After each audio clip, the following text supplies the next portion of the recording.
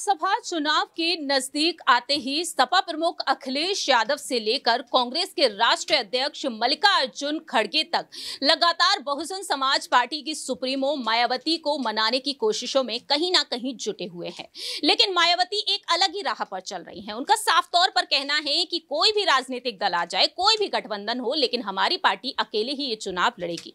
लेकिन आने वाले समय में क्या राहुल गांधी की भारत जोड़ो न्याय यात्रा एक बड़ा बदलाव कर सकती है? जब राहुल गांधी की न्याय यात्रा यूपी पहुंचेगी तो क्या मायावती से मुलाकात यहां पर हो सकती है या फिर नहीं? नमस्कार, मैं प्रांशी राठौर और आप देख रहे हैं नेक्स्ट 9 न्यूज।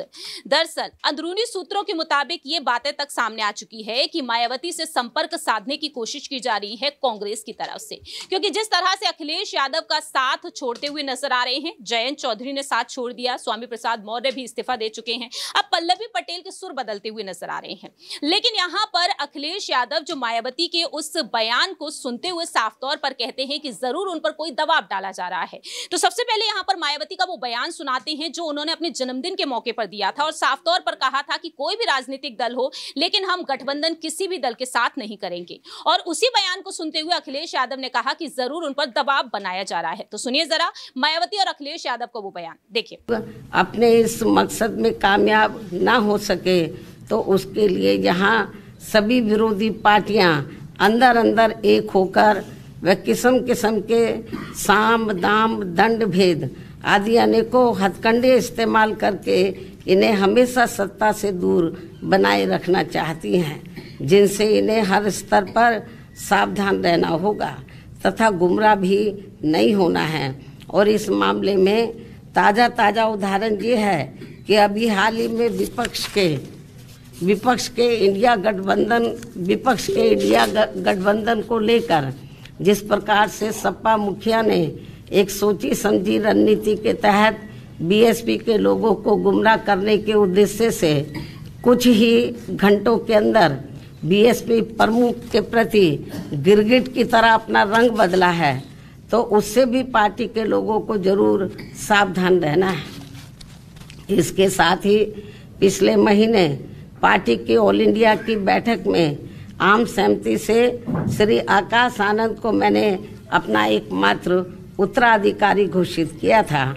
तो उसके बाद से बीच में अब मीडिया में ये भी फर्जी व गलत खबरें प्रचारित की जा रही हैं कि ऐसा लगता है कि अब बीएसपी प्रमुख जल्दी ही राजनीति से संन्यास लेने वाली है, जिसमें रत्ती भर भी सच्चाई। समाजवादियों की कोशिश रही कि सभी दलों को जोड़ने का प्रयास हो और इधर अखबारों और टीवी के माध्यम से तरह तरह के रूमर भी उड़े।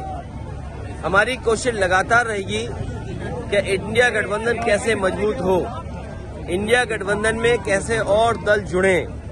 जहां तक आप बहुजन समाज पार्टी के बारे में कह रहे हैं, समाजवादियों ने तो सम्मान देने का काम किया है और हमेशा सम्मान कैसे बढ़े उसका भी कभी आपने देखा होगा। मुझे तो वो समय याद है जब समाजवादियों ने संकल्प लिया था कि देश की प्रधानमंत्री उस वर्ग से हो जिन्होंने समाज के तमाम बुराइयों का सामना किया है हजारों साल। और याद कीजिए, समाजवादी पार्टी तो प्रधानमंत्री बनाने के लिए सपना देख रही थी। आपने देखा कि किस तरह से यहाँ पर सियासी सुर कहीं ना कहीं बदलते हुए नजर आ रहे हैं। लेकिन इसके बाद से साफ तौर पर यह कहा गया है कि कांग्रेस के ही वरिष्ठ नेता ने बताया कि संपर्क साधने की कोशिश अब जारी है। दलित वोट बैंक को साधने के लिए मल्लिकार्जुन खड़गे और राहुल गांधी चाहते हैं कि मायावती उनके साथ हो। ऐसे में यही देखना होगा कि राहुल गांधी यूपी पहुंचकर क्या मायावती से संपर्क साधने की कोशिश करेंगे, क्योंकि भारत जोड़ो यात्रा जब 2022 में निकाली गई थी तब भी निमंत्रण पत्र भेजा गया था मायावती को, लेकिन वह इस यात्रा का हिस्सा नहीं बनी थी। लेकिन क्या अब मायावती को एक बार फिर से निमंत्रण भेजा जाएगा और वह इस यात्रा का हिस्सा बनती हुई नजर आएंगी? और अगर ऐसा होता है तो कहीं ना कहीं एक बड़ा संकेत मिल सकता है, क्योंकि यह तक कहा गया है कि प्रियंका गांधी मायावती से मुलाकात तक कर चुकी हैं और आने वाले समय में मायावती कहीं ना कहीं लोकसभा चुनाव से ऐन मौके पहले ही वह एक सियासी पलटवार कर सकती है। देखना होगा कि बीजेपी को चुनौती देने के लिए मायावती क्या वाकई में कांग्रेस के साथ आती हैं या फिर नहीं, क्योंकि लगातार मांग ये भी उठ रही है कि पीएम पद की दावेदारी के लिए मायावती को आगे कर दिया जाए और उनसे कांग्रेस को माफी मांग लेनी चाहिए। तो देखते हैं कि कांग्रेस उनसे माफी मांगती है, क्या उन्हें मना पाती है या नहीं। फिलहाल इस खास रिपोर्ट में इतना ही। बाकी की तमाम अपडेट्स के लिए देखते रहिए नेक्स्ट 9 न्यूज।